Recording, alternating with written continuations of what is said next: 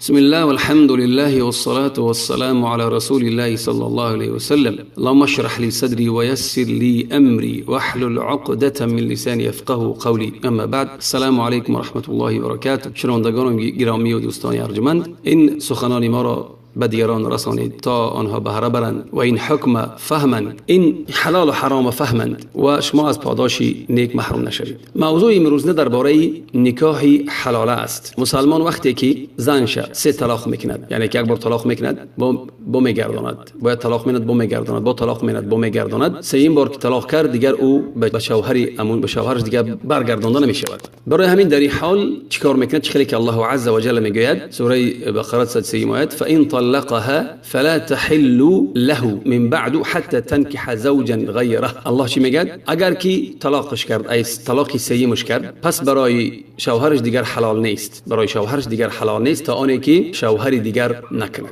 الله میگه شوهری دیگر نکند. همون شوهری دیگر باید چگونه شوهر کند که برای شوهر یکمش حلال شود؟ در اینجا ما شرحش میتیم. باید نکاحی چی باشد؟ نکاحی رغبت باشد. نکاح رغبت که باید همون زنی که سه طلاقه هست باید به اختیار خود یک مرد دیگر او را نکاح کند. نکاح رغبت، نه نکاحی چی؟ نه نکاحی حلاله که شوهر و زن و یک انسان دیگر اومده اتفاق کنن که تو زنی مرا میگیری یک هفته که چند روزه، یا که با پول یا که بی پول قطعش مثلا همبستری میکنی، بعد یک هفته طلاقش می‌کنی و بعد عدت میشند با به سوی من برمیگردد.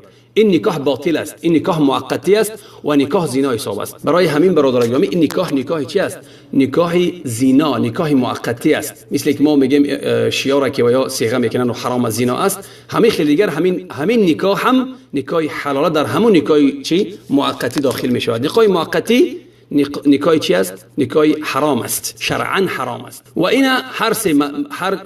هر سه مذهب از امام ابو یوسف هم مذهب مالکی، هم شافعی، هم حنبلی و هم امام ابو یوسف هم نکاح چی میگه؟ نکاح فاسد است، نکاح موقتی است، نکاح فاسد است و نکاح فاسد درست نیست. نکاح موقتی نکاح فاسد است. برای نکاح موقتی نکاح چی است؟ نکاح فاسد کی باشد، پس این زناشویی درست نمیغلطد. چه خیلی که قول عمر رضی الله عنه میفرماید در امام ابن ابی شیبه در مصنفش از عمر رضی الله عنه میفرماید که قال لأوتي بمحلل ولا محلل له الا رجمتهما. جمهور علما دلیل میارد که عمر رضی الله عنه بگوید که اگر که برای من انسان همون مردی که حلاله میکند، هم مردی که مثلا محلل همون انسانی است که قطعا هم زنک خواب میرود، نکاح میرد، هم زنک میگیرد، محلل له شوهری همین زنک است، شوهری همین زنک محلل له میگویند. اون انسانی که حلال میکند زنش برای این مرد و اینمش محلله. عمر چی میگه؟ اگر همون دو کس برای ما بیارند، همون انسانی که حلال میکند و همون انسانی که زنش میبرد حلال کنی، هر دوی همونا رو میگه چی؟ من سنگسار میکردم، هر دوی همونا رو من سنگسار میکردم. این قولی عمر رضی الله عنه است که اگر که همون دو کس به پیش ما بیارند من اونا رو سنگسار میکردم. یعنی که معنی دارد که عمر رضی الله عنه این زنا حساب میکرد، قسم میخورد که والله هر روز میگه رجم میکردم، سنگسار میکردم. این قولی چی است؟ سه مذهب و امام ابو یوسف. بعضی انسانایی هستن که بخشون طالب علم میگن، صدقه طالب علم کنه اونا را، نکاح حلاله را میگن حلال است. وای حلاق بر خیلی طالب علما که خیلی گپا میزنن، یا از بی سوادی میزنن یا که حق پنهان میکنن. حق پنهان میکنن، روز قیامت در دهناشون لجام از آتش میشود برای روز قیامت. خیلی درباره این سخن میزنیم، ما جدا درباره این سخن میزنیم، درباره خیلی طالب علم. از عبدالله بن مسعود رضی الله عنه میگه قال فرمودن که لعن الرسول صلی الله علیه و سلم المحلل والمحلل له. میگه پیامبر بزرگوار صلی الله علیه و سلم لعنت گفت کی را؟ محلله، همون مردی که هم زنک بزنی میگیرد یک هفته اینا، والمحلل له شوهری هم زنک. هر دوش میگه چی؟ پیغمبر لعنت گفته است. دیم در امام احمد در مسندش و امام نسائی در سننش در اسناد صحیح و لفظش میگه لعن رسول صلی الله علیه و سلم والمحلل له. در اینجا میگه چی؟ پیغمبر چی میگه در این حدیث؟ میگه که کسی که مردی که حلال میند همون زنه و اون شوهری که زنش به حلال کی میبرد.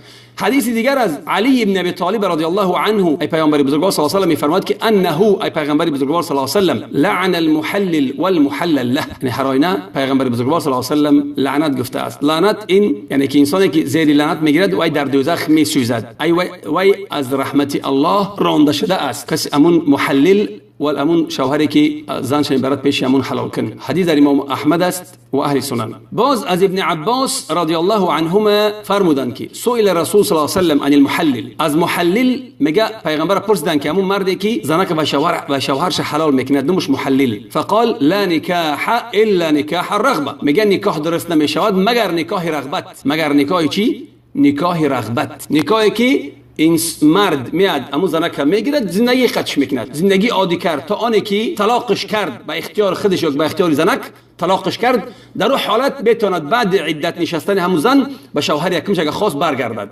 نکاح حلاله حرام است. باز پیغمبر بزرگوار صلی الله علیه و سلم از عقبه ابن عامر رضی الله عنه فرمودند که قال رسول الله صلی الله علیه و سلم، پیامبر بزرگوار صلی الله علیه و سلم فرمودند الا اخبرکم بالتیس المستعار. پیغمبر صلی الله علیه و سلم گفت که آیا من شما را خبر دهم به چی؟ به تیس المستعار. تیس چی را میگن؟ تیس در زبان عربی گوسفندی نر میگن، یعنی که قشقار میگن و بزی نر میگن. آیا میگه من شما را خبر کنم به اون قشقاری نری کی یا که یعنی که بزی نری کی مستعار است، یک کس او را استعاره میگیرد، مثل اجاره میگیرد، این کی را در نظر دارد؟ همون مردی که قالوا بله یا رسول الله، گفتن که بله ای رسول اکرم صلی الله علیه و سلم. همون حتی بین همون انسانی که محلل است حلال میکند زن به شوهرش، اما پیغمبر چی میگه؟ قشقاری چی میگه؟ میگه قشقاری که یک کس او را اجاره میگیرد یا که بزی نری که یک کس او را با بزی نرش چی میکند؟ تشبیه میکند که همون انسان یعنی بزی نر و همون قشقاری نر اینا میپرد و او را میپرد و هم خیلی ایده هم خیلی تشبیه میکند پیغمبر بزرگوار صلی الله علیه و سلم. پس صحابه میگن که بله، پیغمبر میگه خبر تویم به همون تیس المستعار و میگن که بله یا رسول الله، بله ای رسول اکرم صلی الله علیه و سلم. پیغمبر چی گفت؟ قال هو المحلل. گفت او کیست؟ او گفت محلل است، همون مردی که زن به شوهرش حلال میکنه در یک هفته که چند روزی است. بعد گفت که لعن الله المحلل والمحلل له، لعنت گفت است الله همون انسان محلله و همون انسان همون مردکی که حلال میکند و همون شوهری که زنش میبرد حلال کنی، هر پیغمبر لعنت گفته است. باز گفتیم که عمر درباره این چی میگه؟ این میگه قولای اثرایی که از صحابگان اومده است. یکمش گفتیم که عمر رضی الله عنه چی میگه؟ عمر ابن الخطاب میگه که اگر به پیش من بیارن همون مردی که همون قشقار بگیم، قشقاری که یا که همون بزی نری که محلل است، زنه که به شوهر چی میکند؟ زنش به شوهر حلال میکند، یا که همون مردی که زنش میبرد پیش همون انسان، میگه اونا را اگر که پیش ما بیارم من اونا را سنگسار میکنم. این یکی. دیگه تشبیه میند که همین نکاح حلاله این چی است؟ این سفاح است. سفاح از عبدالملک ابن مغیره قال، عبدالملک ابن مغیره میگوید که سئل ابن عمر پرسیدن رضی الله عنهما را که ان تحلیل المرأة لزوجها، همین نکاح حلاله، یعنی زنک نکاح حلاله کنه برای شوهرش، تو چی میگی درباره این؟ فقال ذلك سفاح، گفت این زنا به حساب میرود. این قول ابن عمر است. قول پدرش گفتیم چی؟ عمر سنگسار بود از با اعتباری نکاح حلاله زنا، هرچند که مدتش دراز باشد. اگر نیتی در همون شوهر و در همون انسانی که نکاح میکند و زنی میگیرد نیت شو باشه که همین زنه که به شوهرش برمیگرداند نیت همین باشد.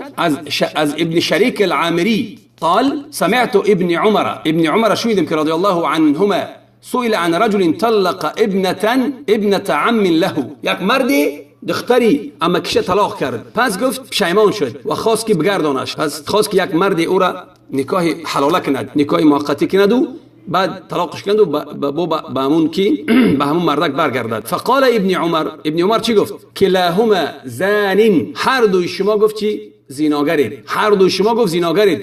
هم کی را گفت؟ هم شوهر یکمش گفت و همون انسانی که حلاله میکند. انسانی که حلاله میکند زیناگر حسابی و وقتی که زن دینباره گشت و با سر نکاحش کرد گرفتش، او هم میگه زنا حساب می آورد. هر دوش زیناگرن میگه. اگر که میگه 20 سالم بیستن زنا حساب می آورد، اگر که الله میداند که نیت آنها چی است؟ حلاله کردن. خاصه قولی بسیار از در این مسئله ای صحابگان وقتی که هم خیلی نکاح که میشود بعد که اون مردک یک هفته نمیگیره شو بعد به شوهرش برمیگردد، درباره این چی میگه؟ سلیمان ابن یسار چی میگه؟ قال رفع الى عثمان، همین مسئله میگه پیش عثمان رضی الله عنه برداشته شد، یعنی که همین نکاح حلاله.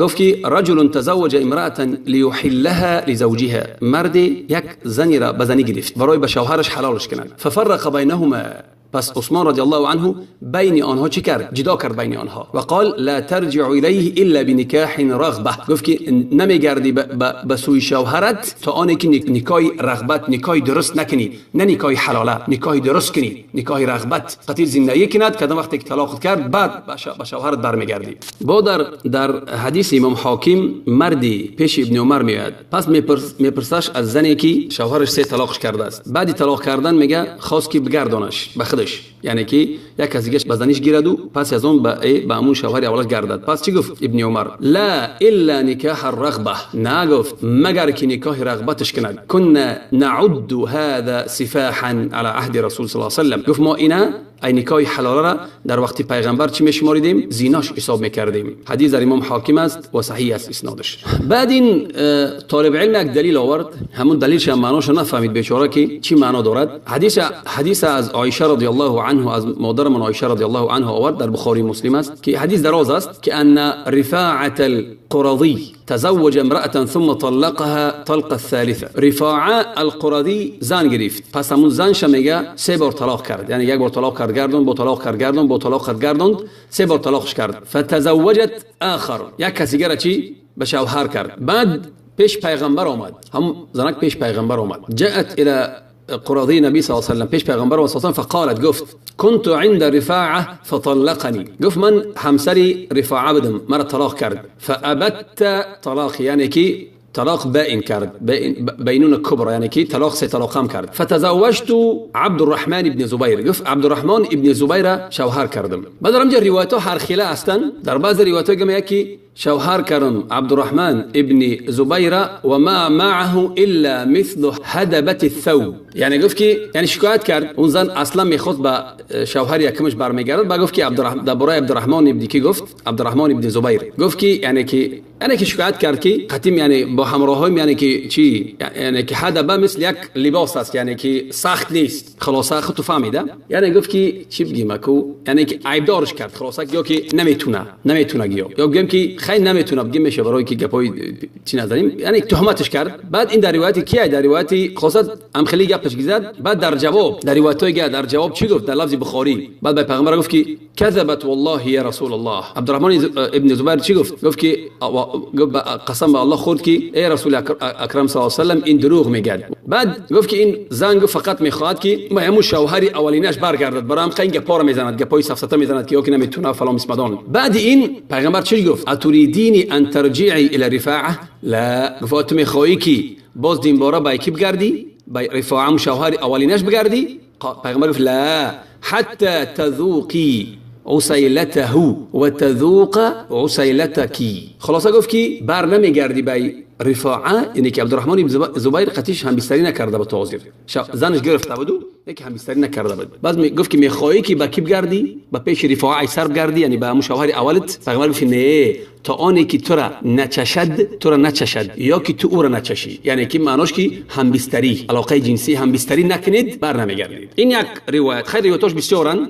باز یک روایت گفت امام مسلم است از مادر من عایشه رضی الله عنها فرمودند که طلق رجل امراته 3 فتزوجها رجل ثم طلقها قبل ان يدخل بها. مرد گفت یک مردی زن گرفت، یک مردی گفت زنش طلاق کرد، 3 طلاق. یک مرد دیگر گفت بزنیش گرفت، پس طلاقش کرد. پیش از اون خطیش هم بستری کنه، طلاقش کرد. فاراد زوجها الاول ان يتزوجها. وقتی طلاقش کرد، در این حدیث اصلا شوهر یکمشو قطعی مردک اتفاق کرده نبودن که تو زنی مرا میگیری حلالش مینی بعد من میگرده. خیلی گپا نبود اینجا، خیلی نیت نبود، در نکاح رغبت بود. اصلا اون مردک گرفتش چیگه پیشید که طلاقش کرد. خب نرفته قطعیش یگان مشکلش شد، خب طلاقش کرد. نیتی نبود که من زنش میگیرم با شوهرش میگرده، خیلی نیت نبود در اینجا. و نه در حدیثی که در بالا گفتیم، حدیث بخاری مسلم، عبدالرحمن ابن زبیر هم خیلی کردگی نبود، نیت این نبود، مجرد زن گرفته بود. انا در همین جا اون مرد گفت که پیغمبر چی گفت به این مرد؟ فاراد زوجها الاول ان تزوجها. مرد زنی شوهر یکمش خواست کی بزنیش گیرد. پس وقتی پیغمبر پرسیدن، پیغمبر چی گفت؟ فقال حتى يذوق الاخر من عسيلتها ما ذاق الاول. تا اونی که اون دیمش همون شوهری که دیم کرده است، اون شوهر هم باید قدش هم بستری کند. خلاصه انا این حدیثا رو آوردیم برادر به حالاش طالب علم گفت که انا جایزه که حلال کردن جایزه برای حدیثای پیغمبر هستن صلی الله علیه و سلم. در این حدیثا یگان نیتی عبدالرحمن ابن زبیر نیت نبود که حلال کند، و نه اون مردی که او زنگ گرفتو بعد طلاقش کرد، خوب نرفته، در اینجا نیت نبود. نیکی وقتی که نیت بکنید، ده حدیث آورد برای گوک دلیلن، گوک جایز است، بعدش خورات تمام طلاقش کند. نه، اینجا نیت نبود که مثلا بگیره داش خطی شوهر یکمش اتفاق کنن که تو زنی مرا میگیری حلالش میکنی، یک هفته میستی بعد طلاقش میدی، من میگیمش بعدی اون بعدی عدتش. خیلی نیتون نیست در اینجا. همین برادری طالب علم، خصوصا طالب علم میگه شاید نفهمیده باشد، شاید بی سواد باشد، برای همین گپا میذارد که از الله نمیترسد که زنا را حلال میشمارد. نکاح حلال زنا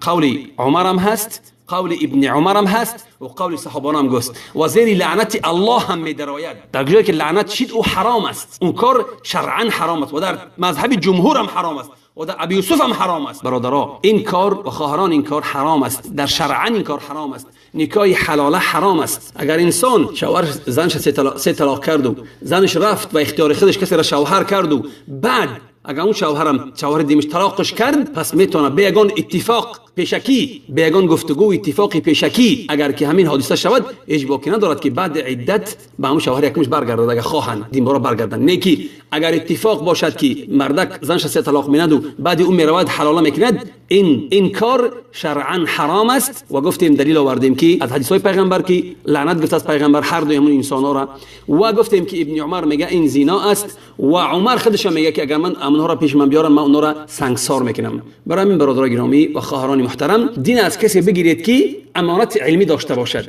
امانت علمی به شما حقیقت رساند، نه اینکه گپی باطله زیب و زینت دهد و با یک مذهب او را برابر کند و بیارد به شما را تیاد. از روی قرآن و سنت باید انسانی که کسی که دعوای علم کند به مردم قرآن و سنت برساند، حکم شرعی را به همون درستیش به مردم رساند، نه اینکه نکاحی موقتی را و نکاحی حلاله را حلال گفته برای شما آرایش دهد، زیب و زینت دهد، یک این حلال است.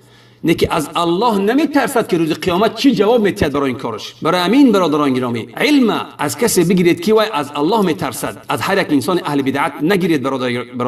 برادران و خواهران گرامی، این نصیحت من برای شماست. این درباره همین نکاح حلاله بود که نکاح حلاله گفتیم حرام است شرعا در مذهب جمهور و در امام ابو یوسف و زنا حساب میرود و دیگر. از الله بترسید ای طالب علمان و از دعای نیک خود ما را فراموش نکنید. السلام علیکم و رحمت الله.